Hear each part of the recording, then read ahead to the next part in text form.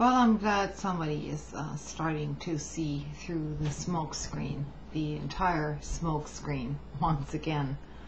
You know, there was an article published just a couple of days ago by Robert Perry and on Consortium News, and it was called "Neocons Now Love International Law."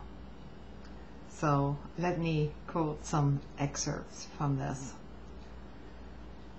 It's touching how American neoconservatives, who have no regard for international law, when they want to invade some troublesome country, have developed a sudden reverence for national sovereignty. Apparently, context is everything. So the United States attacking Grenada or Nicaragua or Panama or Iraq or Serbia is justified even if the reasons sometimes don't hold water and don't hold up before the United Nations, or for that matter under any international law.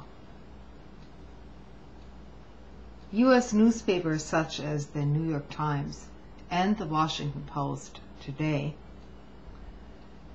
see nothing wrong about publishing a statement, or editorials for that matter, emanating directly from the American Enterprise Institute, the very authors of the Project for the American Century. So they see nothing wrong with any of these statements emanating from Bush, declaring that Georgia is a sovereign nation and its territorial integrity must be respected.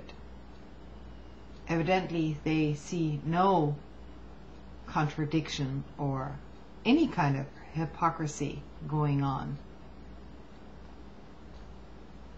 No one points out that Bush should have had zero standing by now, enunciating such a principle.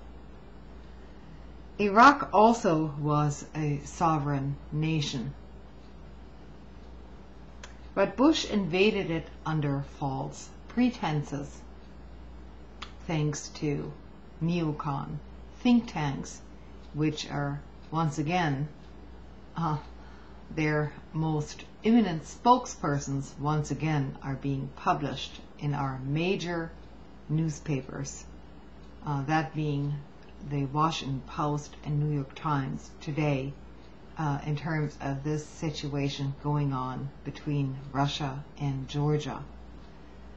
And so it comes as no big surprise that the hardliners, the neocons in other words, want to take a very hard line against Russia without informing the American people what actually happened in Russia, between Russia and Georgia, the history behind that conflict, and of course also no mention on who is supporting Georgia, the Republic of Georgia, militarily. So let me fill you in on a few points here, and this is not coming from Robert Perry, but from another news organization. Essentially, Georgia, since 2001, has received major arms supplies from the United States and major military and intelligence support from the nation of Israel. Turkey is also playing a role, and so is France. So these are the players involved here. And it is, of course, all a geopolitical game. So it is not just a little conflict, a border conflict between Russia and Georgia. It is very much it has to do with the geopolitical strategy in terms of bigger powers in the region. And it's, as usual, it's about power, oil, resources, the whole thing. And so, Georgia's supply lines have been cut off by BP, British Petroleum, today, as a precaution in terms of what could happen to their pipelines over there, in terms, in case they could get blown up and so on. So this is really a much bigger situation. None of us really know the details of what is going on over there, but Americans should be very cautious at this point to listen to any reports emanating from CNN or any major news agency or network here in the United States, for that matter.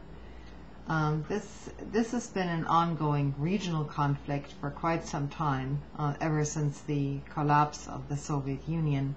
And Georgia is not innocent in this entire debacle. So, from what I've heard, they have someone at the helm over there who is very much, he seems to be aspiring to almost dictatorial powers over there, and he seems to think that he has the backing of the United States government. But he probably should be very careful about that, because he should know by now that superpowers like to play other nations, smaller nations, out against each other. And so this is what's going on here. And it's this whole thing, as it's playing out, has bigger implications than what any of us can imagine. So take everything that is coming from the US media with a grain of salt, and please tune in to more international news sources to see what's going on and to form some independent opinions about this. I can't help but think that Joe is right about this. We shouldn't be sounding the alarm bells here, but these issues are very, very serious, and we're all players here, little pawns in this bigger chess game. And as long as we try to stay informed and try to access independent sources, perhaps we can head off the worst. Well, as usual, good night.